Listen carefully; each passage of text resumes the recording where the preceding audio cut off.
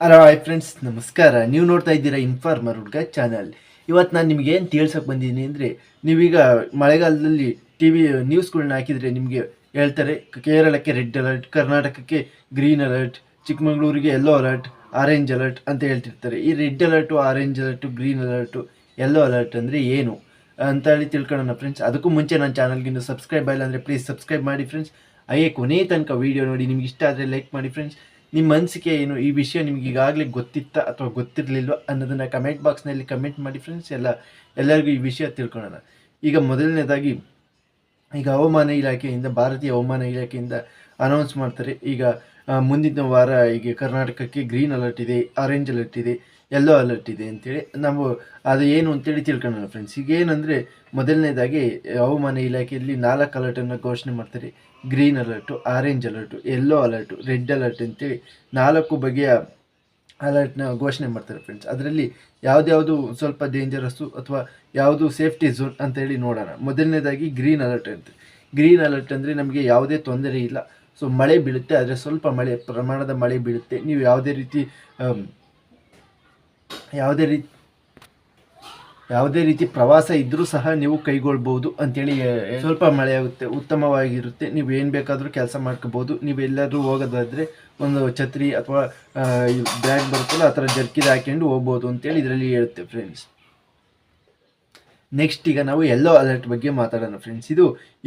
ಇದೇನು ಅಂತ ಹೇಳುತ್ತೆ ಅಂದರೆ, ಸ್ವಲ್ಪ ಮಳೆ ಆಗುತ್ತೆ, ಆದರೆ ಮಧ್ಯಮ ವರ್ಗದಲ್ಲಿರುತ್ತೆ ಅಂತ ಹೇಳುತ್ತೆ ಫ್ರೆಂಡ್ಸ್. ಒಂದು 24 ಗಂಟೆಯಲ್ಲಿ 64ರಿಂದ 115 ಮಿಲಿಮೀಟರ್ ಮಳೆ ಬೀಳುತ್ತೆ ಅಂತೇಳಿ ಅರ್ಥ ಫ್ರೆಂಡ್ಸ್. ಇನ್ನು ನೆಕ್ಸ್ಟ್ ಆರೆಂಜ್ ಅಲರ್ಟ್ ಬಗ್ಗೆ ಮಾತಾಡೋಣ ಫ್ರೆಂಡ್ಸ್. ಇದು ಅತ್ಯಂತ ಅಪಾಯಕಾರಿಯಾಗಿರುತ್ತೆ. ಹಾಗೆ 3ನೇ ಹಂತದ್ದು ಫ್ರೆಂಡ್ಸ್. ಅದಕ್ಕೋಸ್ಕರ ಅತಿ ಅಪಾಯಕಾರಿ ಮಳೆ ಬೀಳುತ್ತೆ. ಹಾಗೆ ಗುಡ್ಡ ಕುಸಿತ ಆಗೋದಿರ್ಬೋದು, ಪ್ರವಾಹ ಆಗೋದಿರ್ಬೋದು ಆಗಿರುತ್ತೆ. ಈ ಘೋಷಣೆಯನ್ನು ಕೊಟ್ಟ ಹವಾಮಾನ ಇಲಾಖೆ ನಿಮಗೆಲ್ಲರೂ ಕೊಡ್ತು ಅಂದರೆ, ನೀವೇನು ಮಾಡಬೇಕು ಅಂದರೆ, ನೀವು ಎಲ್ಲಿಗೂ ಹೋಗೋದು ಪ್ರವಾಸ ಕೈಗೊಂಡಿದ್ರೆ ಕ್ಯಾನ್ಸಲ್ ಮಾಡಿಬಿಡಿ ಫ್ರೆಂಡ್ಸ್. ಮನೆಯಲ್ಲೇ ಇರಿ. ಇಲ್ಲೇ ಹೋಗಿ ಬರೋಣ ಅಂಥೇಳಿ, ಪಕ್ಕದ ಮಾರ್ಕೆಟಿಗೆ ಹೋಗಿ ಬರೋಣ ಅಂಥವನ್ನೆಲ್ಲ ಮಾಡಬೇಡಿ. ಯಾಕೆಂದರೆ ಈ ಅಲರ್ಟ್ ಕೊಟ್ಟಾಗ ಸಿಡಿಲು ಬೀಳುವಂಥ ಸಾಧ್ಯತೆ ಇರುತ್ತೆ. ನೀವು ಗಮನಿಸಿರ್ಬೋದು, ವೆಹಿಕಲಲ್ಲಿ ಹೋಗ್ಬೇಕಾದ್ರೆ ಸಿಡಿಲು ಬಂದು ಬಿದ್ದು ಮರಣ ಹೊಂದಿದ್ದಾರೆ. ಈ ರೀತಿ ಎಲ್ಲ ಆಗೋದು ಈ ಆರೆಂಜ್ ಅಲರ್ಟಲ್ಲಿ ಕೊಟ್ಟಾಗಲೇ ಫ್ರೆಂಡ್ಸ್. ಇದು IMD ಪ್ರಕಾರ 24 ಗಂಟೆಯಲ್ಲಿ 115.6 ಮಿಲಿಮೀಟರ್ರಿಂದ 204.4 ಮಿಲಿಮೀಟರ್ ಮಳೆ ಬೀಳುವ ಸಾಧ್ಯತೆ ಇರುತ್ತೆ ಫ್ರೆಂಡ್ಸ್. ಇನ್ನು 4ನೇದಾಗಿ ನಿಮಗೆ ರೆಡ್ ಅಲರ್ಟ್. ಇದರಲ್ಲಿ ಅತಿ ಹೆಚ್ಚು ಮಳೆ ಬೀಳುತ್ತೆ. ಈಗ ನೀವು ಕೇರಳದಲ್ಲಾಗಿರ್ಬೋದು, ಭೂಕುಸಿತ ಈ ರೀತಿಯೂ ಸಹ ಆಗುತ್ತೆ. ನಿಮಗೆ ಅತ್ಯಂತ ಮಳೆ ಬೀಳೋದು ಅತ್ಯಂತ ಡೇಂಜರಸ್ ಅಂತ ಹೇಳಿದ್ರೆ ಇದು ರೆಡ್ ಅಲರ್ಟ್ ಆಗಿರುತ್ತೆ. ಅದಕ್ಕೋಸ್ಕರ ರೆಡ್ ಅಲರ್ಟ್ ಬಂದರೆ ನೀವು ನಿಮ್ಮ ಸೇಫ್ಟಿ ಝೋನ್ ಅಂತ ಏನು ಇರುತ್ತೆ, ಈಗ ಅದು ಸಹ ನಾಶವಾಗುವಂಥ ಸಾಧ್ಯತೆ ಇರುತ್ತೆ. ಅದರಲ್ಲಿ ಒಂದು 24 ಗಂಟೆಯಲ್ಲಿ ಇದರಲ್ಲಿ 204 ಮಿಲಿಮೀಟರ್ಗಿಂತ ಮಳೆ ಹೆಚ್ಚು ಬರುತ್ತೆ ಫ್ರೆಂಡ್ಸ್. ಈಗ ನಾನು ಆಗ್ಲಿಂದ 24 ಮಿಲಿಮೀಟರ್ ಮಳೆ, 104 ಮಿಲಿಮೀಟರ್ ಮಳೆ ಅಂತ ಹೇಳ್ತಾಯಿದ್ದೀನಿ. ಆ ಮಿಲಿಮೀಟರ್ ಮಳೆ ಅಂತಂದರೆ ಏನು ಅಂದರೆ, 1 ಹೆಕ್ಟೇರ್ ಪ್ರದೇಶದಲ್ಲಿ 1 ಮಿಲಿಮೀಟ್ರ್ ಮಳೆ ಬಂದರೆ ಎಷ್ಟು ನೀರು ಸ್ಟೋರ್ ಮಾಡ್ಬೋದು ಅಂದರೆ 10,000 ಮಿಲಿಮೀಟರ್ ನೀರನ್ನು ಸ್ಟೋರ್ ಮಾಡ್ಬೋದು 1 ಮಿಲಿಮೀಟರ್ ಬಂದರೆ ಫ್ರೆಂಡ್ಸ್. ಅದೇ ನೀವು 1 ಹೆಕ್ಟೇರಲ್ಲಿ ಅದೇ 104 ಮಿಲಿಮೀಟರ್ ಮಳೆ ಬಿತ್ತು ಅಂತೇಳಿದ್ರೆ, ನೀವು 20,40,000 ಲೀಟರ್ಗಳನ್ನು ನೀರನ್ನು ಸ್ಟೋರ್ ಮಾಡ್ಕೋಬೋದು ಫ್ರೆಂಡ್ಸ್. ಅಷ್ಟಿರುತ್ತೆ. ನೀವು 1 ಹೆಕ್ಟೇರ್ ಅಂದರೆ ಇಲ್ಲಿ 2.5 ಎಕರೆ, 2.5 ಎಕರೆ ನಿಮ್ಮದು ನೆಲ ಆಗಿರುತ್ತೆ ಫ್ರೆಂಡ್ಸ್. ಇದನ್ನು ಗಮನಿಸಿದರೆ ನೀವು ಈಗ ರಸ್ತೆ ಸಾರಿಗೆಗಳೆಲ್ಲ ನೀರು ನುಗ್ಗಿರುತ್ತಲ್ಲ, ಅದೇ ಫ್ರೆಂಡ್ಸ್ ಇದು ರೆಡ್ ಅಲರ್ಟ್ ಆಗಿರುತ್ತೆ. ಈಗ ಕೇರಳದಲ್ಲಾಗಿರ್ಬೋದು, ಈಗ ಎಲ್ಲಿ ಜಲಪ್ರಳಯ ಆಗ್ತಾಯಿದೆ ಅದೆಲ್ಲ ರೆಡ್ ಅಲರ್ಟ್ಗೆ ಸೇರುತ್ತೆ ಫ್ರೆಂಡ್ಸ್.